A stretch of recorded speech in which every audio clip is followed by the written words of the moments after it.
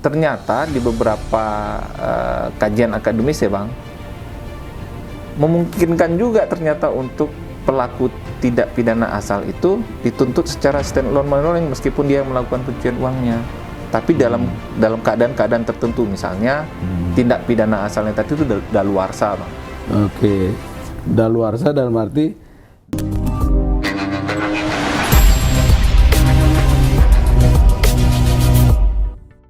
halo Sobat PPATK, jumpa lagi di Jumatan Jumpa PPATK Pekanan bersama saya M. Natsir Kongah. Sobat PPATK, hadir bersama kita Saudara David Tri Rizky. Beliau baru saja diwisuda sebagai doktor ilmu hukum dari Universitas Airlangga Surabaya. Dan memang pendidikan beliau dari S1, S2 juga di bidang hukum. Jadi mumpuni lah ya kalau bicara soal hukum. Dan kebetulan memang sampai saat ini Sobat PPATK, masalah tindak pidana asal itu perlu dibuktikan atau tidak itu terus menjadi fokus pembahasan ya. Terlebih juga di daerah masih banyak penyidik yang beranggapan bahwa harus dulu disidik tindak pidana asal dari tindak pidana pencucian uang, baru tindak pidana pencucian uangnya. Nah, pagi ini kita sudah mendapatkan narasumber yang tepat ya atas pertanyaan yang masih banyak berkelebat ya di tengah masyarakat. Tadi soalnya, perlu nggak sih dibuktikan lebih dulu tindak pidana asalnya? Om David ini gimana nih? Gimana Bang? Apa dulu pertanyaan nih Bang? Nah, masalahnya sekarang ini masih terus menjadi bahan diskusi, bahan perdebatan ya, dan juga mungkin pengetahuan di masing-masing penyidik khususnya di kita itu belum terang ini terkait dengan pasal 69 ya Undang-Undang Nomor 8 Tahun 2010 tentang pencegahan tindak pidana pencucian uang, di mana tindak pidana asal dari tindak pidana pencucian uang itu dibuktikan lebih dulu atau bisa dia berjalan sendiri, artinya tindak pidana pencucian uangnya diajukan tersendiri seperti itu.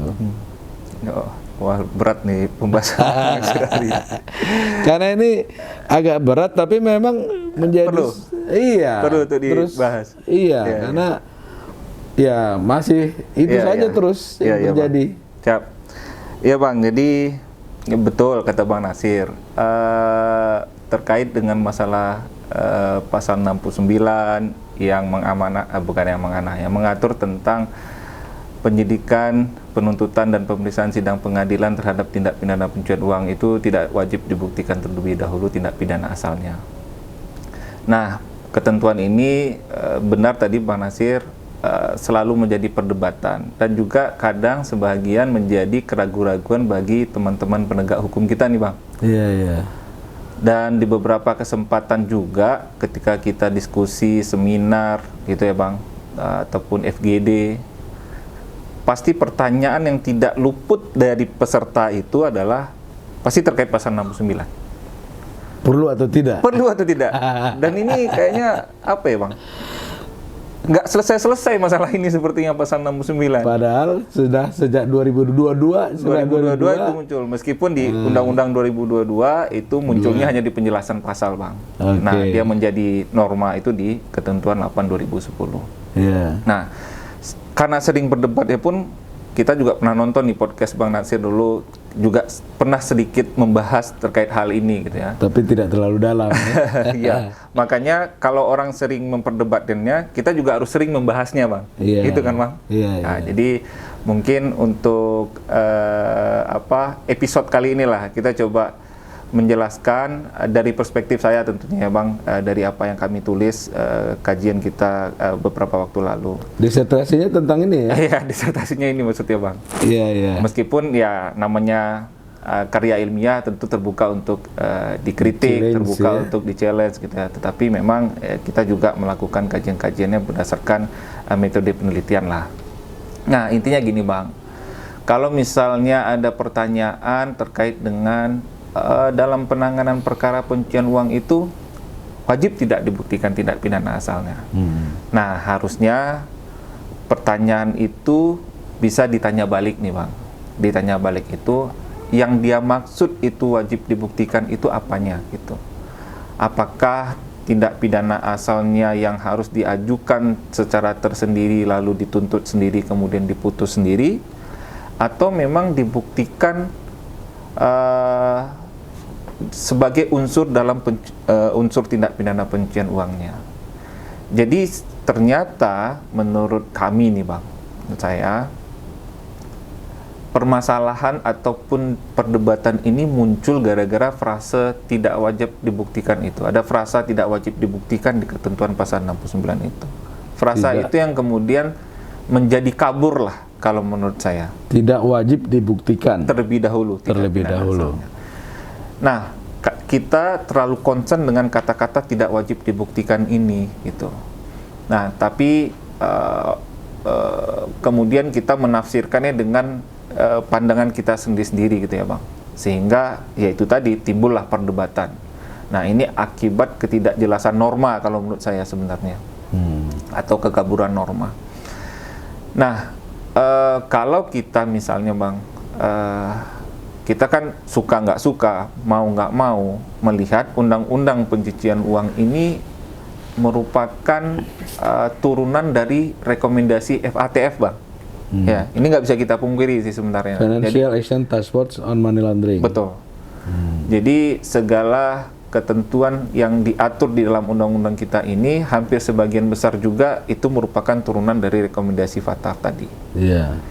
Nah, kalau kita melihat di ketentuan pasal 69 ini, yang kita representasikan sebagai penyidikan stand-alone money laundering, maka di rekomendasi FATF itu ada ternyata definisinya Bang, stand-alone.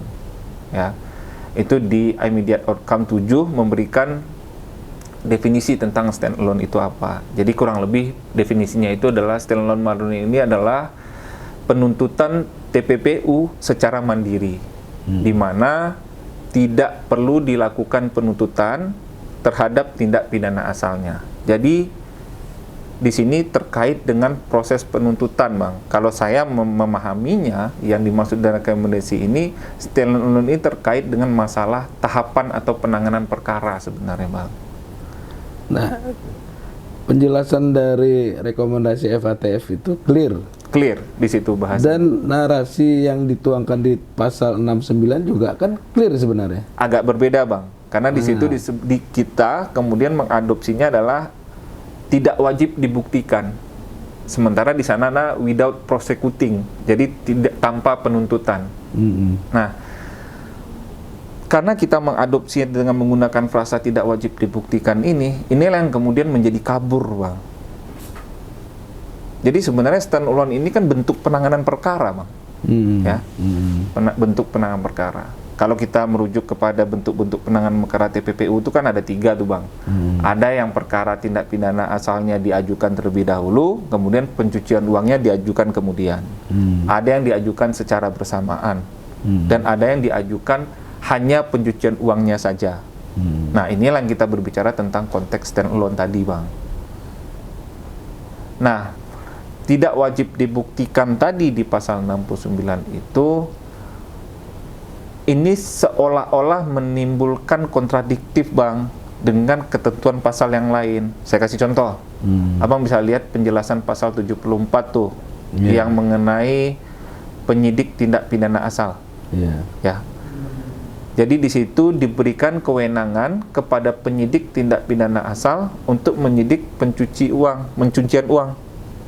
Tapi syaratnya dia menyidik pencucian uang sesuai dengan tindak pidana asal yang dia berwenang menyidiknya. Contoh, BNN itu berwenang menyidik pencucian uang kalau tindak pidana asalnya narkotika. Pajak nyidik perkara pencucian uang kalau tindak pidana asalnya terkait dengan pajak. Boleh nggak Bang BNN menyidik pencucian uang tapi tindak pidana asalnya pajak? Tidak. Nggak boleh. Satu, karena memang kaliannya nggak punya dia. Nah, di samping kalian tidak punya, yang kedua memang dia tidak berwenang. Iya kan? Kalaupun dia punya keahlian, dia tidak berwenang tapi Bang. Ya gitu kan. Nah, oleh karena itu, representatif dari penjelasan pasal 74, maka harus dibuktikan. Karena apa? Karena untuk mendapatkan kewenangan penjelasan pasal, kewenangan untuk melakukan penyidikan tadi.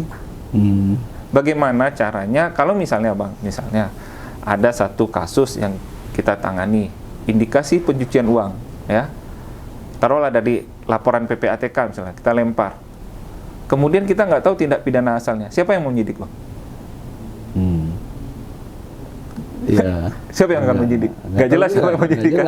Ya. Makanya kalau kita melihat sejarah pencucian uang itu juga ada beberapa literatur menyampaikan penyidikan ataupun penanganan perkara pencucian uang ini harus dilekatkan kepada TPA-nya, harus merujuk atau mengatasi terkait dengan tindak pidana asalnya. Salah satunya ya Bang ya. Itu. Jadi oleh karena itu sebenarnya terkait dengan tindak pidana asal dalam konteks stand-alone money laundering itu tetap dibuktikan Bang. Tetap dibuktikan, tapi dia dibuktikan sebagai unsur di situ Bang. Maksudnya itu gini, jadi dalam pengajuan perkara pencucian uang yang sendiri itu Bang, berdiri sendiri itu, di dalam berkasnya itu, di dalam dakwaannya itu harus ada uraian peristiwa pidana asalnya di situ, gitu. Sehingga ada dugaan kalau pencucian uang ini dari tindak pidana asal apa. Sehingga kalau kita tahu itu dari tindak pidana asal apa, maka kita tahu juga penyidiknya siapa nanti. Gitu. Meskipun dia tidak perlu diajukan dengan berkas perkara tersendiri, tidak perlu dituntut sendiri tindak pidana asalnya, tapi peristiwa pidana asalnya itu kita uraikan di dalam berkas perkara pencucian uangnya dengan alat bukti yang cukup. Nah, ini ada padanannya sebenarnya Bang. Ini bukan hal yang baru sebenarnya di ranah hukum pidana kita. 480 terkait dengan penadahan sama mekanisme pembuktiannya atau mekanisme penanganan perkaranya. Di mana orang yang menadah hasil curian misalnya, Ya. Dia menikmati hasil curian, tapi uang benda yang dicuri tadi tidak tahu dari mana asalnya. Nah, jadi kalau kita melihat penadahan dari pencurian misalnya, kan selama ini perkara penadahan bisa diajukan sendiri tanpa harus ada perkara pencuriannya yang diajukan dulu, dan itu putusan Mahkamah Agung kuat untuk menyatakan boleh itu dilakukan. Nah, itu persis mirip mekanisme penanganannya menurut saya. Antara pasal 69 dengan pasal 480. 480. Kita berbicara ini ya Bang, mekanisme penanganan ya, bukan masalah karakteristik pidana pasti berbeda, tapi mekanisme penanganannya itu mirip. Yang masalah yang sering terjadi perdebatan itu kan seperti itu kan? Ya, betul. Antara itu tadi mana perlu dibuktikan atau tidak kan itu. Ya. Nah, kemudian dari persoalan yang ada ini kan sebenarnya kalau kita mengacu tadi ada jurisprudensi terkait dengan pasal penadahan, pencurian tadi itu isunya udah selesai sebenarnya. Ya.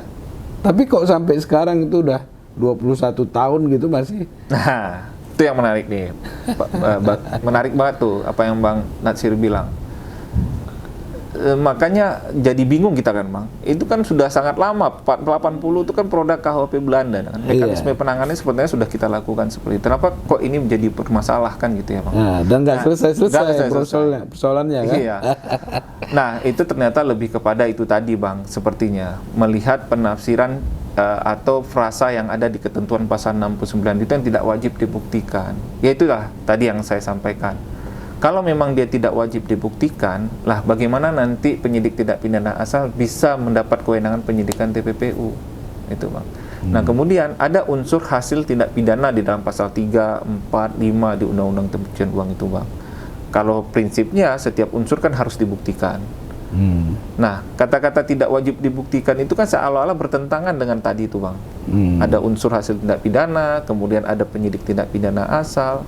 Nah, satu lagi yang menarik sebenarnya, Pengadilan Tipikor itu berwenang loh Bang, menyidangkan perkara pencucian uang, tapi yang berasal dari tindak pidana korupsi. Nah, pertanyaannya, kalau nggak dibuktikan itu dari tindak pidana korupsi, berwenang nggak Pengadilan Tipikor melakukan pemeriksaan sidang pengadilan pencucian uang? Ya nggak berwenang. Nggak berwenang. Maka dari itu, kalau kita berbicara wajib dibuktikan, wajib dibuktikan. tapi dia dibuktikan sebagai unsur saja gitu. Jadi diuraikan peristiwa. Karena di situ ada bahasa diketahui atau patut diduga, ya kan? Oke, jadi perbedaan pembuktian unsur dengan alat bukti ini apa sebenarnya? Nah, gini, jadi sebenarnya unsur itu harus dibuktikan dengan alat bukti sebenarnya, Bang. Dengan alat bukti. Dengan alat bukti. Jadi sederhananya beginilah, Bang. Kita contohkan biar gampang ya, Bang. Jadi misalnya ini ada putusan. Jadi ada orang yang melakukan semacam hijack email lah. Jadi abang bisa lihat nanti sobat PPATK juga bisa lihat di putusan Business email atas nama compromise. kurang lebih. Tommy Andika Janur namanya terdakwanya. Nah, ini diputus dan diajukan secara mandiri pencucian uangnya tanpa ada berkas perkara tindak pidana asalnya. Nah, jadi si Tommy Andika Janur ini dia memang orang yang memang menerima hasil dari kejahatan yang harusnya perusahaan A mengirim ke perusahaan B, ternyata dibelokkan, Bang. Kiriman perusahaan A itu dikirim ke perusahaan C lah misalnya. Nah, perusahaan C inilah yang milik Tommy Andika Janur ini. Sebanyak 8 miliar. Nah, peralihan atau pembelokan transfer tadi itu memang melawan hukum karena harusnya A ke B, Bang. Iya. Tapi karena ada hijack email tadi, belok transfer itu kepada perusahaan C. Nah, si Tommy atau tersangka pelaku ini menerima hasil kejahatan itu dan kemudian dia menggunakan atau mengelola uang itu dengan cara-cara atau modus-modus pencucian uang. Misalnya dia tarik store tunai, kemudian dia menggunakan rekening perusahaan itu, dia membeli aset dengan atas nama orang lain. Tetapi fakta penyidikan ternyata menunjukkan tidak ada satupun bukti yang menunjukkan siapa pelaku yang meng-hijack tadi, Bang, yang membelokkan transfer tadi. Termasuk si Tommy sendiri. Tidak ada bukti. Tidak ada bukti kalau dia yang melakukan itu. Dan dia bisa memberikan bukti kalau memang ada orang yang meminta dia untuk mencarikan nomor rekening. Nah, itulah nomor rekening perusahaan tadi yang dikasih. Dan pada saat dilakukan penyidikan terkait dengan hijack email tadi oleh penyidik, memang IP address-nya itu di luar. Jadi memang ini ada indikasi pelaku hijack email itu di luar. Nah, dalam konteks seperti ini, Tommy ini diajukan secara tersendiri nih, Bang. Ada kan putusannya gitu loh. Dengan merujuk tindak pidana yang diduga adalah ITA ataupun penggelapan dan penipuan. Nah, ITA dan penggelapan penipuan ini sebenarnya dilakukan oleh orang lain. Artinya Tommy hanya disidik terkait dengan tindak pidana pencucian uang saja. Dan perbuatannya pun hanya terkait dengan menerima hasil kejahatan saja. Karena penyidik belum dapat membuktikan siapa pelaku tindak pidana asalnya. Betul. Tapi peristiwa pidana asalnya ada. Ada. Terkait dengan hacking tadi. Betul. Tapi pelaku tidak ada. Belum ditemukan. Betul. Seperti itu ya. Belum ditemukan tepat. Oke. Jadi ini kan sesuatu yang artinya bisa menjadi jurisprudensi buat teman-teman penyidik. Betul, gitu ya. Jadi intinya pasal 69 ini juga kita terapkan kasuistis, Bang. Jadi nggak seluruhnya. Jadi kalau saya dalam penulisan membuat kriteria-kriteria lah kurang lebih. Apa itu kriterianya? Ya, jadi terkait kriteria tadi ya, Bang. Memang pasal 69 ini kayaknya lebih tepat kita terapkan kepada pelaku pencucian uang saja. Jadi kalau kita melihat karakteristik pelaku di pencucian uang ini kan ada dua ya, Bang. Pelaku tindak pidana asal, kemudian dia sebagai pelaku pencucian uang, dia yang mencuci uangnya. Tapi ada juga pelaku pencucian uang yang pelaku pencucian uang saja, dia tidak melakukan tindak pidana asal. Maka dalam konteks yang kedua ini lebih tepat untuk diterapkan pasal 69 tadi. Kriteria lainnya? Kriteria lainnya misalnya, yang kedua adalah ternyata di beberapa kajian akademis ya, Bang, memungkinkan juga ternyata untuk pelaku tidak pidana asal itu dituntut secara stand-alone monitoring meskipun dia melakukan pencucian uangnya. Tapi dalam keadaan-keadaan tertentu, misalnya tindak pidana asalnya tadi itu daluarsa, Bang. Oke. Daluarsa dalam arti dia dilakukan sebelum ada undang-undang tindak pidana pencucian uang atau bukan. Bagaimana? Jadi daluarsa itu dengan masa terjadinya dia melakukan tindak pidana asal dan kemudian dia diketahui tindak pidana dan akan diproses hukum, itu sudah tidak bisa dilakukan lagi karena di dalam KUHP kita mengenal daluarsa, Bang. Jadi ada tindak pidana yang kemudian menjadi tidak bisa dituntut karena waktunya sudah terlalu lama, dan itu diatur di dalam KUHP kita. Berapa lama itu? Tergantung ancaman pidananya, Bang. Jadi ada tingkatan. Misalnya kalau 2 tahun, kalau saya nggak salah itu 6 tahun daluarsanya. Kalau ancaman pidananya berapa tahun, kemudian itu 12 tahun gitu. Maksimal 12 tahun ya. Yang terakhir itu 18 tahun ada. Kadar daluarsa yang ada tadi. Nah, ini Mas David ya. Kalau kita lihat perdebatan ini khususnya di Prasa 69 ini kan seolah-olah nggak selesai-selesai. Ya. Tentu kan harus kita buat nih jalan keluarnya nih. Apa ini supaya tidak lagi banyak cabang perbedaan pandangan gitu. Ya. Setuju, Bang. Jadi kalau misal jangka panjangnya, Bang, ya supaya ini tidak lagi menjadi perdebatan, maka sebaiknya menurut saya frasa tidak wajib dibuktikan di pasal 69 itu memang harus direvisi, Bang. Artinya undang-undangnya direvisi. Direvisi. Wah, berat dong. Nah, betul, memang berat. Makanya tadi kita sampaikan itu jangka panjang, Bang. Kita revisi, dan kita pun siapkan sih sebenarnya. Kalau saya sih punya pandangan, kalaupun ada revisi nanti bahasanya itu adalah frasanya itu yang saya sepakat ya, Bang. Jadi penyidikan, penuntutan, pemeriksaan sidang pengadilan pencucian uang itu tidak wajib ada putusan pengadilan terhadap tindak pidana asalnya. Jadi putusannya yang tidak wajib. Itu. Jadi bukan tidak wajib dibuktikan tindak pidana asalnya. Putusannya tidak wajib. Itu udah clear ya kalau itu narasinya? Kalau saya sih clear kalau itu. Karena itu memang menyangkut tentang mekanisme penanganan sebenarnya, tahapan penanganan gitu. Kalau tidak wajib dibuktikan, itu wajib dibuktikan. Meskipun dia sebagai unsur nanti di pencucian uang itu. Karena itu sudah syarat untuk membuktikan suatu tindak pidana itu harus terpenuhi unsur-unsurnya yang harus dibuktikan. Nah, kata Bang benar, karena kalau kita mengubah undang-undang kan tergantung political will-nya juga ya, Bang ya. Iya. Kita undang-undang perampasan aset udah puluhan tahun belum jalan-jalan. Walaupun apalagi udah kalau masuk prolegnas nih. Undang-undang ini ya bisa jadi bahkan nanti melemahkan, mungkin saja ya, Bang ya, mungkin saja ya. Nah, untuk itu memang kalau menurut hemat kami ini bisa kita lakukan dengan cara diskusi, Bang. Apakah itu kita lakukan melalui seminar-seminar, kemudian kita lakukan melalui FGD, gitu ya. Terus juga kita perlu membuat persamaan persepsi yang dituangkan dalam bentuk pedoman di masing-masing setiap penegak hukum, Bang. Jadi kita meyakinkan kepada penegak hukum itu melalui diskusi-diskusi tadi, bahwasannya terkait dengan penanganan stand-alone ini sangat mungkin untuk kita lakukan. Jadi kita tidak lagi berdebat di frasa wajib atau tidak dibuktikan. Kalau masalah frasa wajib dibuktikan, tindak pidana asal wajib dibuktikan.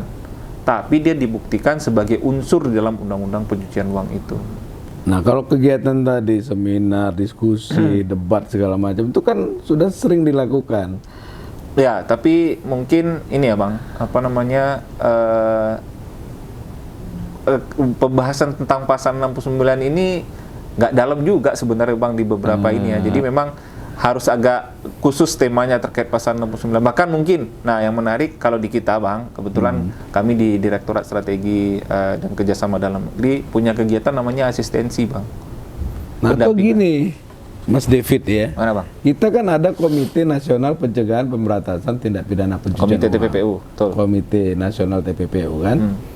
Kenapa nggak misalnya ya penyidik yang ada, yang besar lah katakan jaksa, Polri, PPATK, duduk bareng. Ya. Lalu kemudian dari putusan itu buat edaran ke penyidik masing-masing untuk frasa ini penjelasannya nih, supaya clear gitu loh. Ya. Memungkinkan nggak itu? Bukan memungkinkan sih, Bang, dan itu sudah kita lakukan. Oh, sudah? Sudah. Kita tuangkan dalam bentuk strategi nasional sebenarnya, Bang. Oke. Jadi Komite TPPU benar, jadi benar banget tuh apa, Bang, pemahaman Abang tuh solusinya. Jadi ada Komite TPPU di mana di situ seluruh penegak hukum ada, bahkan regulator juga ada. Kemudian dari Komite TPPU ini kan menghasilkan suatu kebijakan, Bang, ataupun strategi ataupun upaya-upaya kita lah dalam rangka pencegahan dan pemberantasan pencucian uang. Nah, kebijakan itu kita tuangkan dalam bentuk rencana aksi Stranas. Awalnya strategi nasional dulu yang 5 tahun, kemudian kita turunkan per tahun menjadi rencana aksi. Nah, di beberapa rencana aksi terkait dengan rencana aksi untuk membuat pedoman penanganan perkara standalone itu sudah ada, Bang. Oh, sudah. Sudah kita tuangkan di situ. Dan itu sudah diterapkan. Kita di sana melihatnya adalah waktu itu terkait dengan penyusunan pedoman. Pedoman terkait standalone, gitu ya. Nah, memang turunan dari kemudian rencana aksi itu berikutnya itu adalah melihat implementasinya. Jadi kita melihat jumlah penanganan perkara standalone. Nah, gitu. Jadi dia sequence tuh, Bang. Nah, itu sudah kita lakukan dan memang ya masih rendah sih, Bang. Standalone itu masih perkaranya rendah. Sendiri masih rendah. Masih rendah. Nah, kalau untuk pedoman ini, kalau dari sisi pelaporan sudah lapor, ada beberapa lapor, gitu ya. Tapi dari sisi implementasinya memang ini masih rendah. Bahkan kenapa saya bisa mengatakan rendah itu karena ternyata temuan di MER EPG pun menyebutkan standalone kita masih rendah. Nah, ini perkaranya yang rendah atau memang penyelesaiannya yang rendah? Menarik tuh, Bang. Nah, ini banyak persepsi, Bang, jadinya.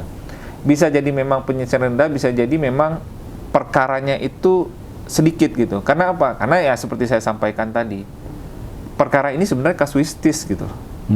Jadi karena dia kasuistis, memang hanya dalam kondisi-kondisi tertentu ternyata standalone ini bisa kita lakukan gitu.